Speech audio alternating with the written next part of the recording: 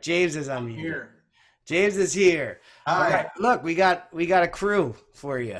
Wow, we do. What's up, We everybody? got a crew. So here, I'll take everybody around so we can all introduce. James is a really good buddy of mine. We've been playing music together for a couple years. Actually, my sister and his wife are really, really good friends. So we met through our my sister and his wife, and just hit it off. We actually have the same birthday, so that's another thing that's just a interesting factoid about me and James, um, and why we're blood brothers. So and then I started playing with James a little bit after we started hanging out together, and he in his band Scantron, which I came prepared to rep Scantron, and that's a Pennsylvania pork roll, right? That's the Taylor ham. Um, so James is good. James is an incredible songwriter, very prolific songwriter. He writes faster and more songs that are great songs, more than anybody else I know. So it's actually made me kind of be like, oh man, I got to get on it and get more into songwriting. So I'm excited about hearing James' process just as much as you guys are. So enough talking really for me right now. Let's just I'm going to kick it over to James. James is going to tell you a little bit. Here, James, I'm just going to lead things here. So James, why don't you just tell us a little bit about how you got started playing music? Okay. I didn't really have a plan to play music until my father bought me a guitar when I was 15 years old. And it was never anything I ever really wanted to get into, but I got home one day for my birthday and there was a guitar, and cousins of mine played guitar, and I was always really fascinated about creating that sound and everything. And I think right when I was able to hold one in my hands, I realized that it was a really good outlet for me to create kind of these songs I heard in my head. I mean, I always loved listening to music. I grew up in a very musical household. I'm not related to musicians, but my parents introduced me to some really special and unique music. I think is a lot different than what I think a lot of people listen to growing up. So I found a way to connect with my dad on a level, where I could try and write and sing songs like the ones that he knew, the ones that he always played for me. So that's kind of how I got into it. Great. Nice. And writing songs. When did you really start writing songs? I think so. I got a guitar when I was 15, and about a year or two later, I locked myself in my bedroom and I learned how to play. And I finally joined a band when I was in high school, and it was the only band that would let me be in it because I wasn't really good at guitar, and I did not like the songs that they wrote. But I still wanted to be in a band. I just didn't like their songs. So I started saying, well, if you don't like theirs, you're going to have to come up with something that's better, or come up with songs that you can show them so that, you can play songs that you do like and are proud of playing in front of people, I guess. Yeah, And that's that's awesome. when I started challenging myself to write songs, and I started looking at some of my favorite. I listened to a lot of Nirvana, and I looked at how he wrote rock songs, and I just started to kind of write them like Kurt Cobain would or something. Raise your hand if you like Nirvana. Hey, right? Sweet, we got a good crowd. We can all agree on that one. Yes. We just did "Smells Like Teen Spirit" with a couple of the kids in here, and "In Bloom." Oh yeah. Right? We did some, the hits. We're doing the hits. Every single one is a hit. Yeah, that's very true. So did you like present those songs to that band, or did you and What you mean? Did I say, hey guys, we should play Nirvana songs, or the ones no? that Oh no, the ones that you were writing. I did both? Okay. um, so I wrote about two for that band, and I presented those songs, and they all really liked them, thankfully. So the first song I ever wrote I cannot remember how it goes to save my life. I Okay. remember it was called The Light on the Floor. I remember that was the title of it. Nice. Uh, I know it was in the key of A. There was a little cool riff I came up with. I showed it to the band. We learned it, and everyone liked it off the bat. So that's when I kind of got the bug. Right on.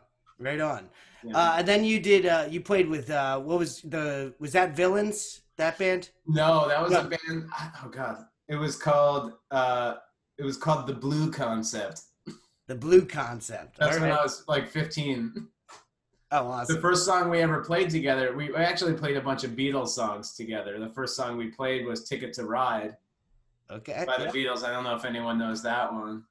I think a couple people know that. It's like 2 or 3 chords. There you Yeah, go. yeah, a couple. What's up, Kevin? What's up? We got Steve. We got other people coming in too. And don't worry if you missed anything. I just wrote this in the chat too. We're gonna record the whole thing and post it on our social media and our YouTube and stuff. So if you miss anything, you will get caught up. That's the last time I will We have announce. a whole crew here. I know this is. I told you we're gonna have a bunch. We're gonna This have is like great. from 9 to 40s or 40 or 50, which is awesome. I have to And that say, just goes to show you, music brings generations together. yeah, Everybody, we can all relate to Nirvana songs, even if it doesn't matter how old you are. I mean, like, it's funny to me that Nirvana is now classic rock for all these kids. And like, when I mean, I was in, I think that, I think I was in fourth or fifth grade when yeah, Kurt Cobain died, and I was 6 years old. exactly right. So, and it's classic rock now. So, but that's awesome, and it's great to see that everybody's getting involved here. So then you had villains like you. That was like your Yeah, I had in between that there was like a college band where we played a lot of covers, a lot of classic rock songs, a lot of funk songs, jam songs, and we sort of wrote music for that. We had another singer who again wrote songs I didn't like that much, so then that forced me more to start honing in on the things that I liked, and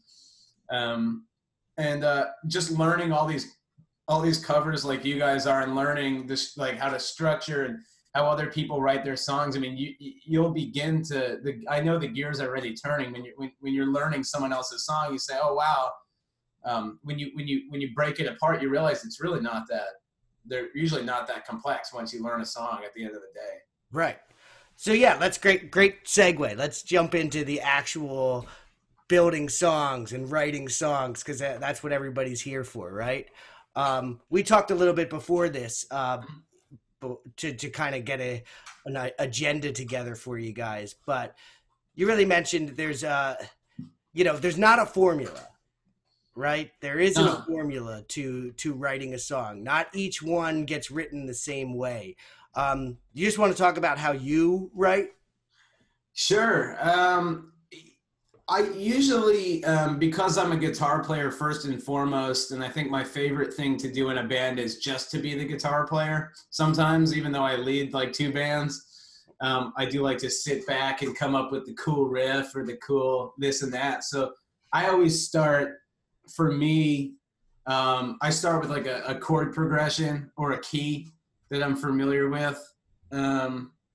Like I write a lot of songs, or I'll start either in the key of E or the key of A, just because there's so much movement you can do, and then I'll just kind of the guitar is really kind of built for they're built for guitar, yeah, so, right. and that's writing on a piano or writing on something else is a whole lot different. And I like writing on keys as well too, but that's a whole nother beast. Yeah.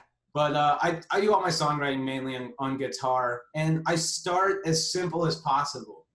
It's almost like a meditation for me, where it's like you could just play if you listen to like any Johnny Cash song or anything that's lyrically driven, the chords, there's like two chords. It could be E and A.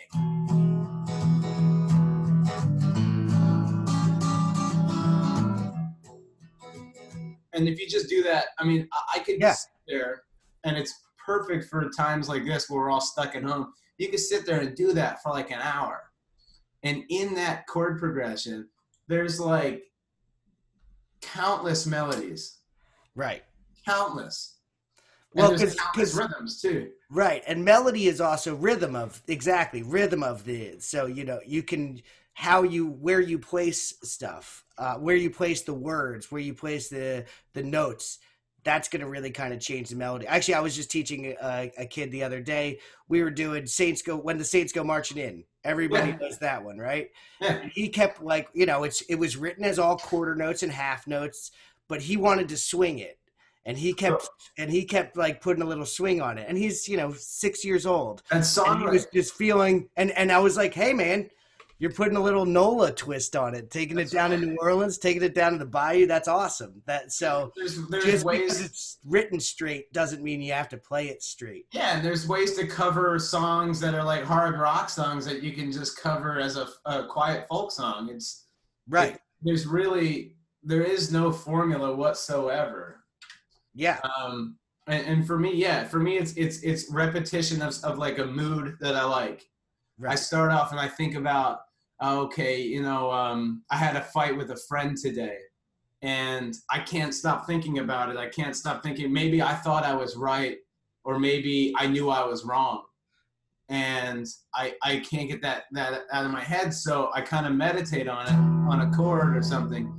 And then you can use your feelings like in the way you play. Like if you want to write a hard rock song and you're angry, you're gonna hit the guitar a little bit harder. If you're sad, you might play it softer. And it's all about taking that first feeling and then knowing where you want to go with it. And then that's when I kind of choose the chords and then the melody and then the words. Right. Okay. So chords.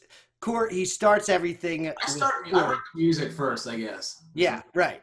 And I actually write from that same way too. Yeah. My first song that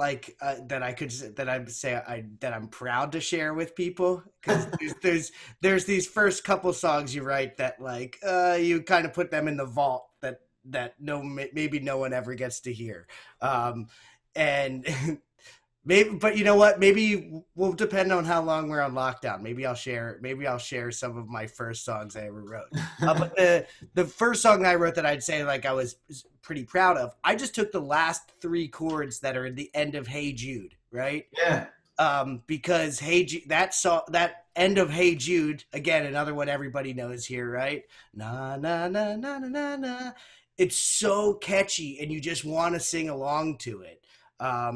So I did that, and I changed it completely. I mean, it was almost like a rap song. The lyrics were happening so fast in that song. And that one's called that's called Chain. That was on the first Real Feel album. So. And it probably doesn't even have to be in the same key as Hey Jude either. You could just do like... Yeah, I ripped it off though. I just straight up ripped it off and did it in F. Yeah, exactly though. And we're not stealing it. Right. And like we did it. Yeah. Now you're making me want to go grab a guitar, but I'll resist the urge to that could be a whole song. Like you could just and it's everything in music and everything in art is, you have to remind yourself is imitated to some extent. What is it? What's the famous quote? Good artists borrow, great artists steal. Yeah. So get out there and just listen to, I mean, you already know what you like, right? Yeah. You already know what you listen to and what you like. So take something that you like and just change it a little bit. Cover it first. I think that's what James is saying. Yeah. Like cover it a bunch of times first. Cover it in different styles. Like, so Scantron, we have a, so we have a joke where we played all of our songs as reggae songs. At one point we were calling it Summer Scandy, to play on the summer shanty rule. And the funny thing is like, they work as reggae songs. Like it's good songs. You might change genres. Yeah, exactly. So take some songs that you already like, and you can do this today, right? Take a song you already like today and just play with it, develop it, change some of the words, change some of the melody, change the rhythm of it. That's what I was going to say with that song that I ripped off of Hey Jude is we actually did it as we changed it just to make it funkier. Like the rhythm was just like bum bum dun dun dun dun dun dun dun dun dun, and so it just took the same chords and changed the rhythm. And I've never had anybody go, "Hey, that's Hey Jude." Right? No one ever goes like, "Oh, you ripped that song off." If you put your own spin on it enough, I've never come across where anyone's like, "Oh, this song reminds me of blah blah blah," and it's so convoluted after a point, Yeah, right. So that's like, so you would kind of, I've asked this question to other musicians before where I've said like, when do you feel like you developed like your own sound? Oh, I feel like I'm still trying to figure that out. I'm 31 years old. I'm still trying to figure out what that is. I have the band Scantron with Jared and another band that's kind of like a country and folk band called Cosmic Guilt. And I feel like those two bands are my style. Yeah. I love country music and I love folk music. So I've found to be really at home at those, and I also don't have to carry big amplifiers. I can just carry an acoustic guitar to the show. Right. Which is pretty cool. I know. It takes forever to find your sound. I think the journey is the more important thing. It's much better to be on that journey trying to find your own sound. I know we're saying a lot of things like take your favorite songs and kind of imitate them and everything, but you'll get so used to doing that you'll realize, oh wow, I'm not even doing it anymore. I'm coming up with my own things after a while, and they'll sound like something you've heard before. That you'll hear a melody that you might remember from a Beatles song, but it's the way you sing it. It's like your own way. Actually, I see Will, one of our other teacher, Will Marr, he's on this. Will used to actually say like you don't start playing like something you've listened to until like years after you've listened to it. So he has this theory that it like actually like sits in your brain and develops more in the background where you don't even. So sometimes you'll write a song and somebody will be like, "Oh man, that sounds just like who sounds like anybody," but you're like, "Oh man, I actually used to listen to that guy a lot, but I haven't listened to him in a while." Right. So that can definitely happen. There are melodies like little hooks. Do you teach the phrase hook to everyone, or hook or melody? Or? Yeah, hook. Yeah. But we talk about hook melodies. So that hook is like that really catchy part of the song. So like, Hey Jude, it might be the na na na na na na na na na na. Hey Jude. That's definitely a hook if I've ever heard one. That's Hey Jude. Actually, Dimitri, we were talking. Dimitri, you wrote a song, right?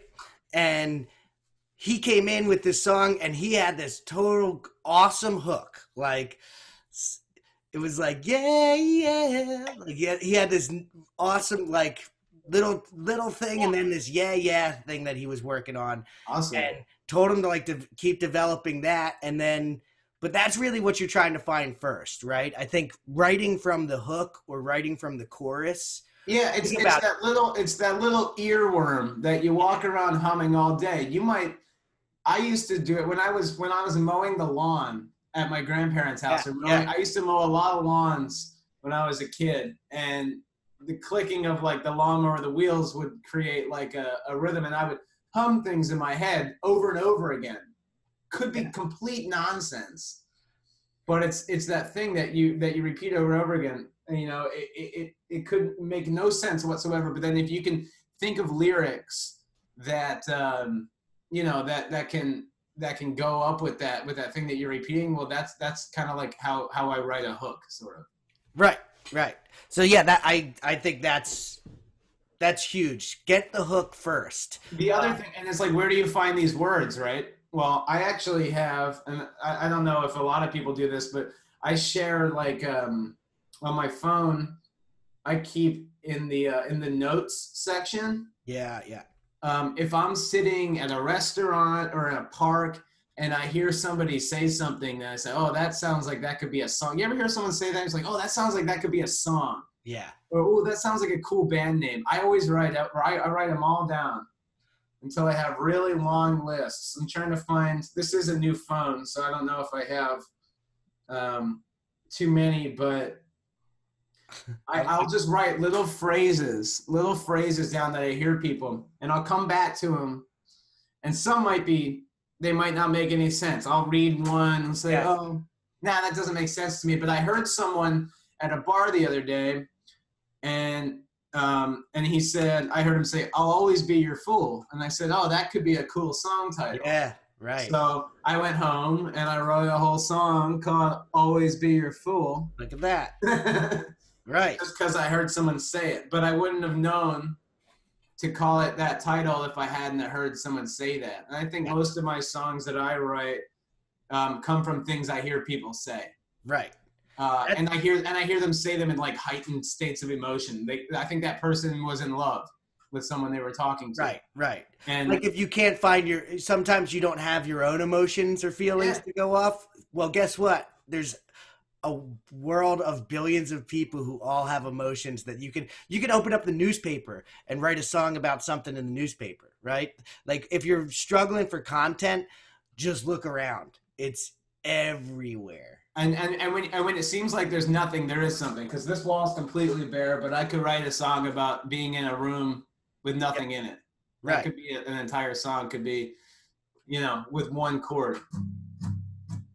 Sitting in an empty room. Sitting in an empty room. Sitting in an empty room. Do, do, do, do, do, do, do. That's a song. That counts. It's a song. Yeah. Actually, that kind of like we're going to have some different songwriting exercises for everybody to jump into. Just writing a blues song is like such a good way to just start because everybody knows the blues, right? Everybody's got it's almost like a part of like, if you're an American now, if you're an American, it's a part of your like blood, the blues. But the blues is just this very simple form. It's call, response, and then you pretty much end it with like a little chorus. So you might say the same thing 3 times, and then you were like, that was almost what James just did there. Like this, right? like, I'm sitting in an empty room. Yeah. Got nothing in it. Sitting in an empty room. Got nothing in it. Yeah, I'm sitting in an empty room. Got nothing in it. Right. There it is. So that's actually what I would say. My challenge to like everybody today, write a little blues song. You can find a blues riff on YouTube. You could just search, play me a blues practice track or play along track. Actually, I have a couple. I'll try and get some up on our Facebook page or Maybe something. you could write a blues song about being stuck inside. Yeah, right? Like, I think the Corona Blues. I think that's... Corona Blues. Corona Blues, right? COVID Blues. Whatever. Lockdown Blues. Wow. You got, like, these are all good titles. Quarantine Blues, right? No School Blues. I think everybody's all right with no You're school. making me want to whip out my notebook and start writing down all these song titles. Yeah, right? These other guys steal them from me. And just start him with one thing. I like Josiah. I think Josiah he's already getting ready. He's ready to roll. I see you got your notebook ready to rock. And then Dimitri's always writing some stuff down. So and just write some lyrics. I have a. It doesn't matter. You don't have to use your phone. You can use a notebook. Write it on a napkin. I had a crayon. Yeah. I had a blues song that I wrote like probably when I was like late teens. Called Prosperous Blues, which was actually like all about you always think of blues as being like downtrodden and poor and like, it's a sad like state, but this was like this was like blues for people who have a lot. Not that I've ever had a ton, but but it was kind of it was it was like tongue in cheek, like, hey, even the people who have everything still get the blues, right? Yeah. So you could also take a different approach to it. Now, like, let's actually, so that's like chords and rhythms. We talked a little bit about that stuff.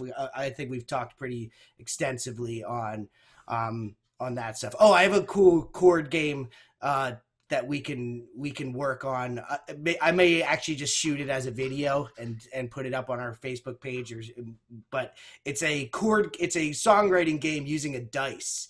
So you pretty much assign a chord to each number on the dice, and then you toss it, and then you come up with it. So if you really can't figure out anything, let the dice figure it out for you. It's literally like that easy. That sounds like a song title, man. Yeah. Hey, there we go. Roll the dice. Yeah, there you go. Write a song. So I'll definitely share that. But let's talk a little bit about lyrics. Okay. I mean, you mentioned a little bit about just picking stuff up off of the street, hearing different people. Street poetry. Also, like, I mean, something that you might think of as cliche. Who knows? You know what cliche means?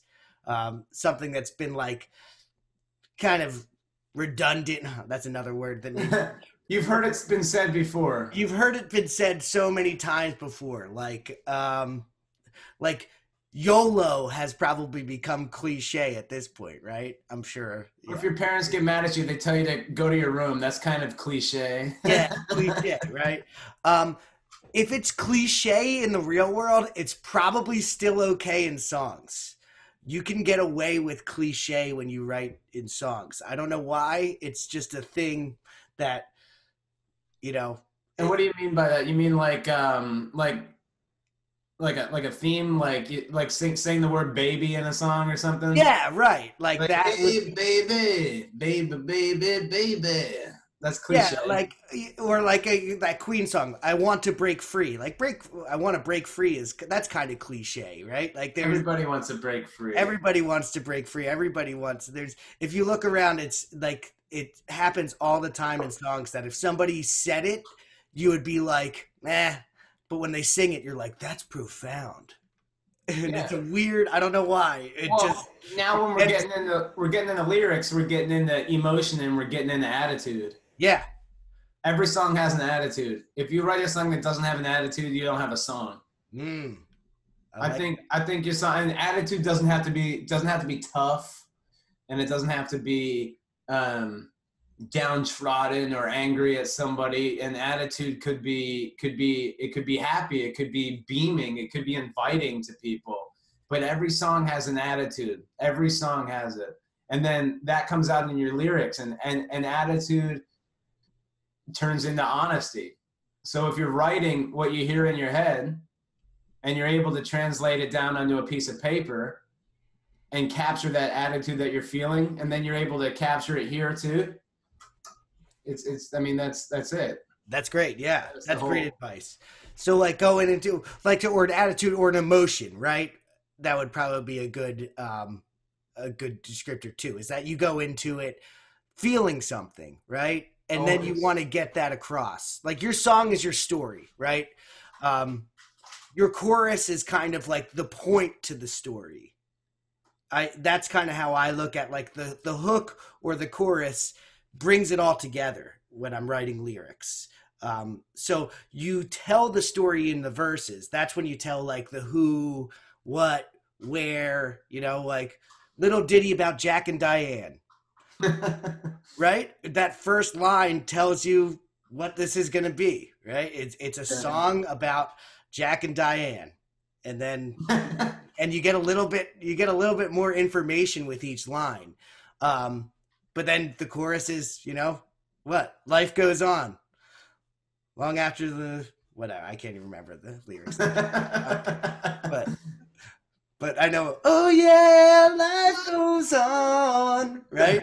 That's the hook. That's the hook, right? The hook tells you. So you can't remember the other lyric, but you'll never forget that one. Yeah, right. You want people to. Some of the best compliment you can ever get from a person if you're a songwriter is I'll have a friend send me a text and they'll say, man, I can't get your song out of my head. Yeah. It might even sound angry. They're like, dude, I can't get your song out of my head. And I'm over here going, yes. Jimmy is the king of that too. Jimmy is the king of making ear candy. That I've won. Yes. But yeah, and talking about that cliche thing again too. Oh yeah, life goes on. Is there anything profound in that? Like life goes, like people say that all the time, right? But that's okay. That's okay too. Exactly. That's what we're getting. I wrote a song the other day, like 2 days ago, called "Sun in My Eyes," and I was sitting in this office, and how cliche is this? The sun was in my eyes, like, and I was like, okay, cool. And then you start thinking, well, I started thinking, or at least my process is, okay, all right, cool. No duh, the sun is in my eyes. But then what does that really mean? Like, now I can't see things. Now I thought of that deeper. I was like, well, what can I see?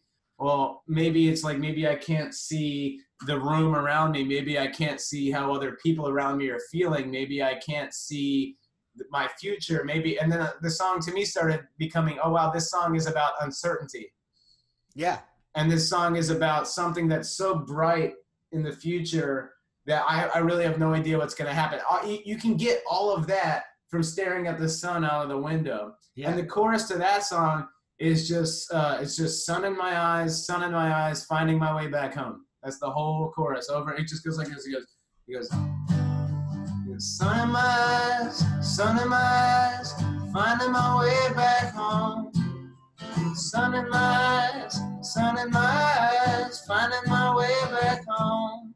That's the whole chorus. Yep, and I could see that one getting stuck in my head already. Yeah, and that's just 2 chords. That's a G to an F. So yeah, 2 chords. 2 chords. 2 chords, right? You don't need a lot to get going. That's what we're really why I wanted Jimmy James to come in and do this, because like James is so good at just writing simple hooks that like are, you know, it's simple brilliance that no, I wouldn't say brilliant. Well, no, I mean, brilliance is shine, right? So like it's a simple shine. But it definitely it strikes with a lot of people. I've played in a lot of different bands and playing with Scantron is like definitely one of my favorite experiences, because it's just pure joy. All of the songs are pure joy. Playing them with these guys is pure joy. Like we turn up a little bit on stage, but it's genuine. Like when you come and see us play, it's not like, oh, we're like dragging before the show and being like, okay, now it's time to put on the act. It's because we really, really, really like playing the music. And that's what I talked to you guys about with stage presence is the best stage presence is genuine stage presence. It's when you really are enjoying yourself. I think it's a gratefulness. Yeah, exactly. Grateful that people are there to see you.